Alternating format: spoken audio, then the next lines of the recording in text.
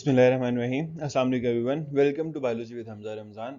हम लोगों ने लास्ट लेक्चर में बात की थी बैक्टीरियल सेल स्ट्रक्चर्स के हवाले से कि बैक्टीरिया जो है उसमें फ्लैजेला का क्या फंक्शन है, उसमें पिलाई का क्या फंक्शन है और उसमें जो सेल इन्वेलप होता है वो क्या क्या फंक्शन परफॉर्म करता है। आज हम लोग बात करते हैं सेल मेम्ब्रेन से आगे जितने भी ऑर्गेनेलिज हैं, जितने भी स्ट्रक्चर्स होते हैं बैक्टीरिया के अंदर।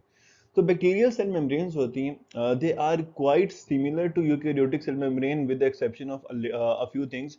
जो सेल मेम्ब्रेन है, बिल्कुल हमारे पास प्लाज्मा मेम्ब्रेन ने वही वाले फंक्शन परफॉर्म करने हैं जो कि यूकेरियोट्स में कर रही होती है कि इसने साइटोप्लाज्म को सराउंड करना है, इसने सेल के अंदर ट्रांसपोर्टेशन को मेंटेन करना है। कोई भी मॉलिक्यूल सेल के अंदर आएगा, सेल के बाहर जाएगा तो प्लाज्मा मेम्ब्रेन से गुजर के जाएगा, प्लाज्मा मेम्ब्रेन ने उसको रेगुलेट करना है। चंद एक एडिशनल जो हमारे पास फीचर्स होंगे यहाँ पे, या एडिशनल पॉइंट्स हैं जो बैक्टीरिया के बारे में आप लोगों ने याद रखने हैं कि क्योंकि बैक्टीरिया एक यूनिसेलुलर ऑर्गेनिज्म है, तो अगर इसकी एक सेल मेम्ब्रेन को कोई भी डैमेज होता है, जो कि काफी डेलिकेट है नेचर में वैसे भी, अगर इसकी सेल मेम्ब्रेन को कोई भी डैमेज होता है तो मुकम्मल ऑर्गेनिज्म की डेथ हो जाएगी, बिकॉज एक सेल खराब होगा, वो पूरे का पूरा ऑर्गेनिज्म ही एक सिंगल सेल के ऊपर मुश्तमिल है। तो अगर कोई डैमेज जो है सेल मेम्ब्रेन को होता है तो पूरा का पूरा ऑर्गेनिज्म जो है उसकी डेथ हो जाती है। दूसरा पॉइंट हमारे पास ये है कि यूकेरियोटिक मेम्ब्रेन से ये इस तरह से डिफरेंट होते हैं कि इनमें स्टीरोल्स मौजूद नहीं होते। स्टीरोल्स जैसे कि कोलेस्ट्रॉल हैं। कोलेस्ट्रॉल ने एक तो सेल मेम्ब्रेन को स्टेबिलिटी प्रोवाइड करनी है, जो कि बैक्टीरिया के सेल मेम्ब्रेन में नहीं होता कोलेस्ट्रॉल। दूसरा, कोलेस्ट्रॉल ने एक सेल मेम्ब्रेन की परमिएबिलिटी को डिक्रीज करना होता है।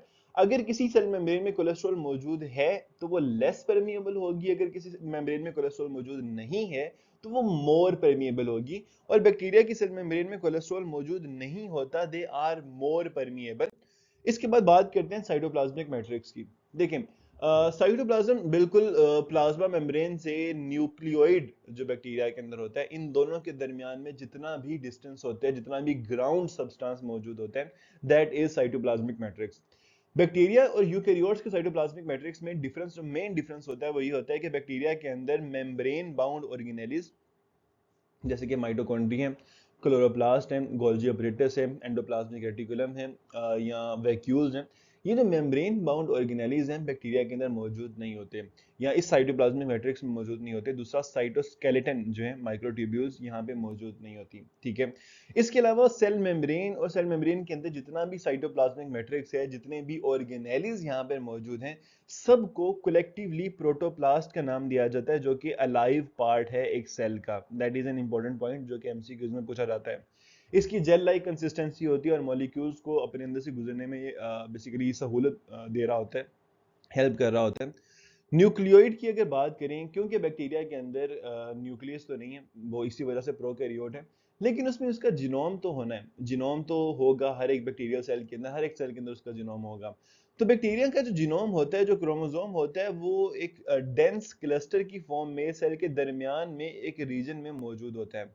इस क्लस्टर को, इस रीजन को जहां पे बैक्टीरिया का जीनोम मौजूद है, जो जिसने रेस्पिरेशन को कंट्रोल करना है, that area is known as nucleoid. ठीक है। तो bacterial cell, unlike the cells of eukaryotic organisms lack discrete chromosomes and nuclear membrane, क्योंकि इस क्रोमोसोम या इस जेनेटिक मटेरियल के इर्द गिर्द कोई न्यूक्लियर मेम्ब्रेन नहीं है, that is why it is not a nucleus.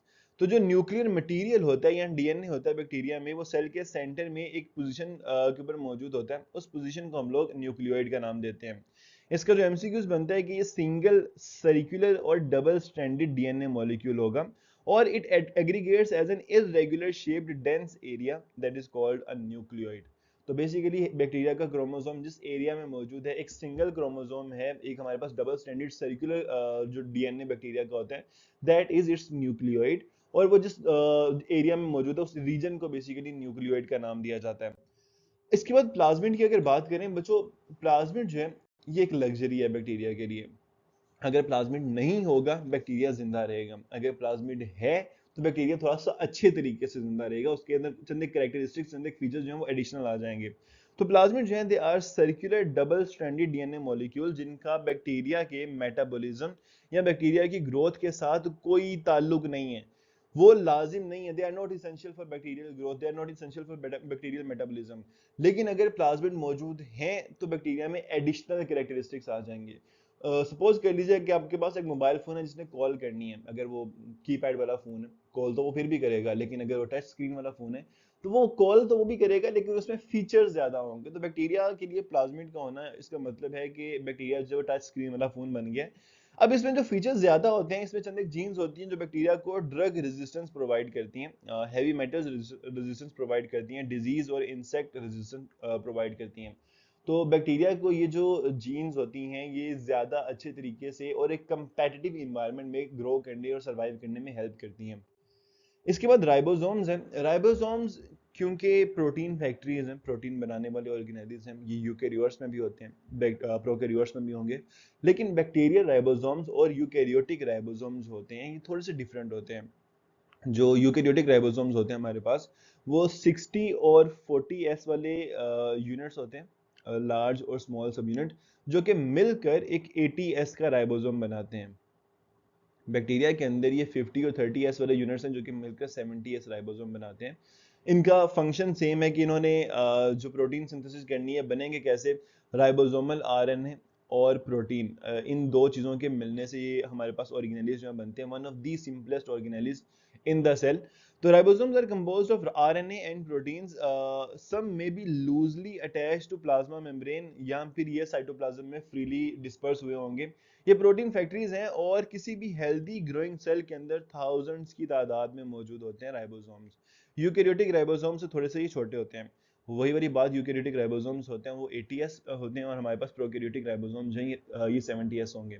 इसके अलावा यही वाले जो राइबोसोम्स हैं ये एवोल्यूशन का एक लिंक भी प्रोवाइड करते हैं कि माइटोकॉन्ड्रिया जो कि यूकेरियोट्स में, उसमें 70s वाला राइबोसोम होगा, प्रोकैरियोट वाला राइबोसोम होगा।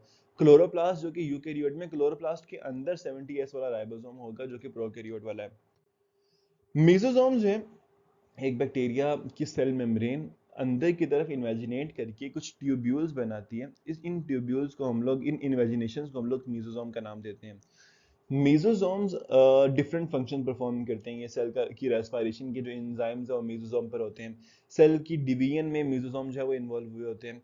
और mesosome are the closest structure to a mitochondria that a bacteria has. ये एक एमसीक्यूज है जो कि पास्ट पेपर में आ चुके हैं कि एक बैक्टीरिया के पास माइटोकॉन्ड्रिया का क्लोजेस्ट स्ट्रक्चर कौन सा होता है, तो that is a mesosome. The cell membrane जो है, it invaginates into the cytoplasm forming structure called mesosome।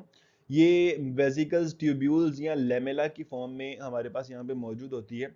इसने डीएनए रेप्लिकेशन करवानी है, सेल डिवीजन करवानी है और इसने एक्सोसेलुलर एंजाइम्स को एक्सपोर्ट करना है, सिक्रीट आउट करना है।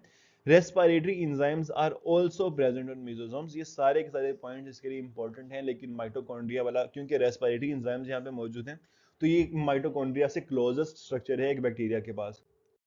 अब बैक्टीरिया जिस इन्वायरमेंट में रहते हैं वो इन्वायरमेंट काफी ज्यादा कॉम्पिटिटिव है।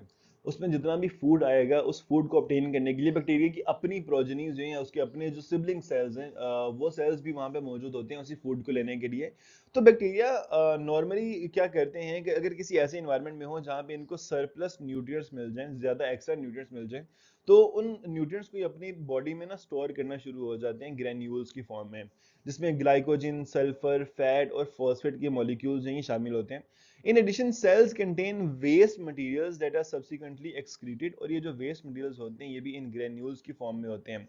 For example common waste material जो है ये अल्कोहल है, लैक्टिक एसिड है और एसिटिक एसिड है, जो कि एनएरोबिक रेस्पिरेशन के प्रोडक्ट्स हैं। तो अगर इनके एमसीक्यूज की बात की जाए, respiratory enzymes in bacteria are present है, तो ये अभी भी हम लोगों ने बात की थी कि बैक्टीरिया के जो रेस्पिरेटरी एंजाइम्स होते हैं ये बैक्टीरिया की मीजोसोम्स के अंदर मौजूद होते हैं। और mesosomes are the closest structure to mitochondria that a bacteria है। Member of kingdom Monera devoid of cell wall is. Kingdom Monera के अंदर वो कौन सा मेंबर है जिसके इर्द गिर्द कोई सेल वॉल नहीं होती? तो वो एक हमारे पास बैक्टीरिया की जो स्पीशीज है दैट इज माइकोप्लाज्मा। माइकोप्लाज्मा वो बैक्टीरिया है जो कि सेल, जिनके इर्द गिर्द सेल वॉल नहीं होती। Bacterial plasma membrane is not involve in. अब बैक्टीरिया की जो प्लाज्मा मेम्ब्रेन है वो सेल डिवीजन के लिए मेसोसोम्स बनाती है। मेसोसोम जो होते हैं उन्होंने रेस्पिरेटरी मेटाबॉलिज्म को भी मैनेज करना है, उन्होंने डीएनए रेप्लिकेशन को भी मैनेज करना है मेसोसोम्स ने। तो वो सेल शेप को मेंटेन नहीं करेगी, ये वाला जो काम है ये सेल वॉल का काम होता है। Bacterial membranes differ from eukaryotic membrane as they lack. Bacteria के अंदर, बैक्टीरिया की सेल मेम्ब्रेन के अंदर कौन सी ऐसी चीज होती है जो कि यूकेरियोट से कम होती है?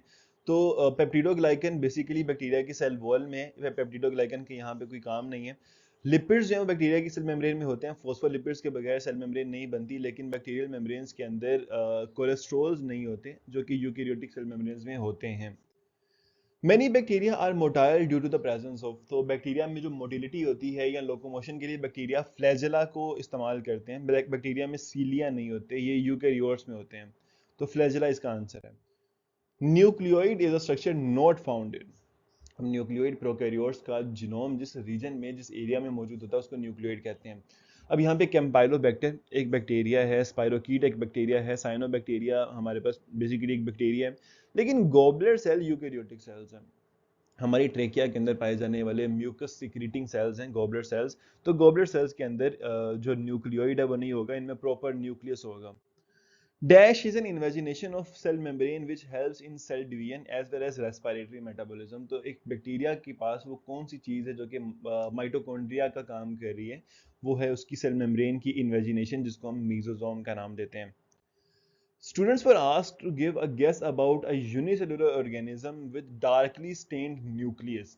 Which of the following can be straight away excluded from the list? तो जब इस तरह के एमसीक्यूज आते हैं तो आप लोगों ने बेसिकली सबसे पहले ये देखना है कि यार देखिए यूनिसेलुलर ऑर्गेनिज्म है जिसके अंदर एक न्यूक्लियस मौजूद है, तो कौन सी चीज हम यहाँ से इस लिस्ट में से एक्सक्लूड कर सकते हैं? हम एक प्रोकैरियोट को एक्सक्लूड कर सकते हैं।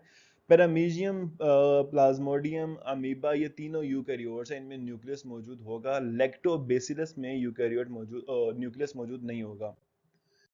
If one of the following components is missing, bacteria cannot increase its number of plasmid copies। कौन सी चीज जो है अगर प्लाज्मिड के अंदर मिसिंग हो या बैक्टीरिया में मिसिंग है तो प्लाज्मिड का जो नंबर है वो इंक्रीज नहीं होता। जो एंटीबायोटिक रेजिस्टेंट जीन है इसने रेप्लिकेशन में काम नहीं करना होता। क्लोनिंग साइट या लाइगेज एंजाइम्स रेप्लिकेशन में इस्तेमाल नहीं होते, बल्कि प्लाज्मिड के अंदर एक जगह होती है जिसे हम लोग कहते हैं ओरिजिन ऑफ रेप्लिकेशन, जहां से एक प्लाज्मिड की रेप्लिकेशन स्टार्ट होती है। तो अगर ये ओरिजिन ऑफ रेप्लिकेशन को क्लीव कर दिया जाए, कट कर दिया जाए, तो प्लाज्मिड जो है फिर वो रेप्लिकेट नहीं कर सकते। Which of the following is true about the structure of a bacterium? It has a cell wall। ठीक है, ये वाली बात ट्रू है। It has a genetic material, ये भी ट्रू है। It has a cytoplasm, ये भी ट्रू है। तो all of the above will be the answer।